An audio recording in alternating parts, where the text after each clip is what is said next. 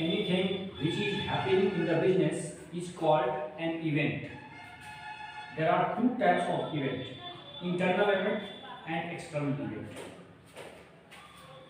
These are events. Two types of event: internal events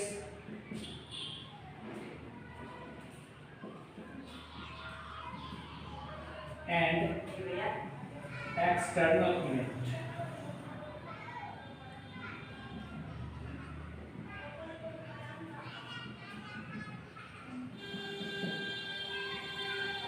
It means events are of two types, internal and external, but only external events are known as transaction. External events are transactions, but internal events are events and not any transaction. इसका मतलब ये हुआ कि किसी business में जो भी काम होते हैं, जो भी एक्शन होते हैं, जो भी घटनाएं या परिघटनाएं होती हैं, कुछ भी, उन सबको हम इवेंट कहते हैं। मतलब बिजनेस में कुछ भी हो वो इवेंट हो जाता है। लेकिन ऐसे इवेंट जो बिजनेस से बाहर से रिलेटेड हो, मतलब कुछ इनकमिंग और गोइंग हो, बिजनेस के आउट साइड कुछ इनकमिंग और गोइंग हो, तो वो एक्सटर्नल इवेंट होंगे और वो ट्रांजैक्शंस होंगे। इसका मतलब ये हुआ कि वो सारे एक्सटर्नल इवेंट्स, वो सारे इवेंट जो एक्सटर्नल हो, वो ट्रांजैक्शंस कहलाएंगे।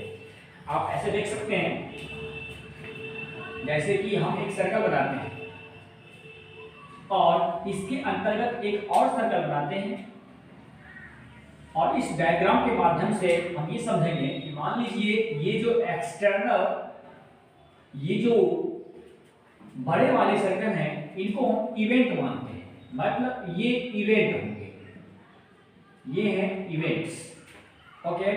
लेकिन इसके अंदर जो सर्कल है इसको हम ट्रांजैक्शन मानते हैं,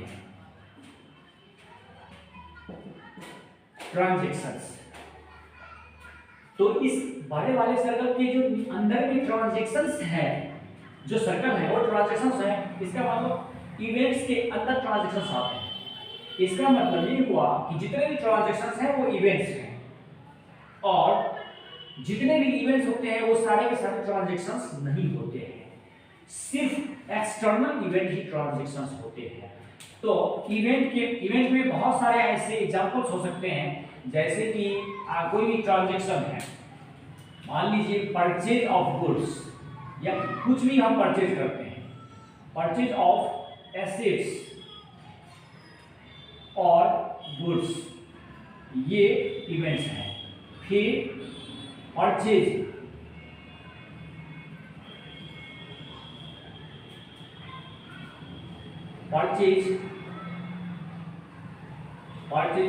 और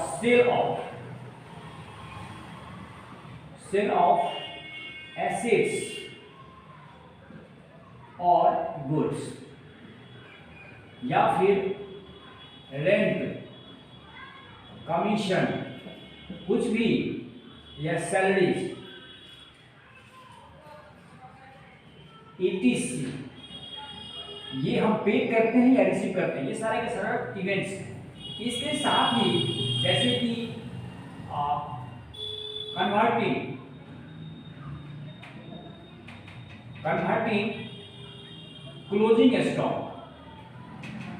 converting closing stock into opening stock, ये क्या है? ये सिर्फ और सिर्फ इंटरनल इवेंट्स हैं, इसीलिए ये इवेंट ही रहेंगे, ट्रांजैक्शन नहीं रहेंगे, लेकिन ये इवेंट है। इसके साथ ही और भी है, जैसे रिजर्व करते हैं हम लोग बिजनेस में, तो रिजर्व करना क्या है? Reserve and surplus.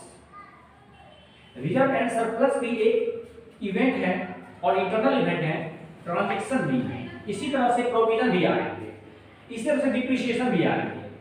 तो इसमें क्या होता है, एक्सटर्नल इंटरनल इवेंट में ये बिजनेस के अंदर की जो कुछ चेंजिंग है वो बिजनेस में होता है, लेकिन एक्सटर्नल इवेंट जो होता है जिसे हम ट्रांजैक्शन कहते हैं, इसमें कुछ ना कुछ आउटगोइंग या इनकमिंग होता है। इसमें ले लीजिए परचेज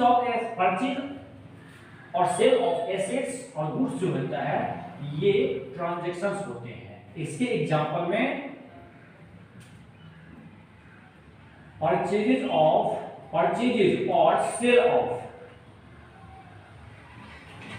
sale of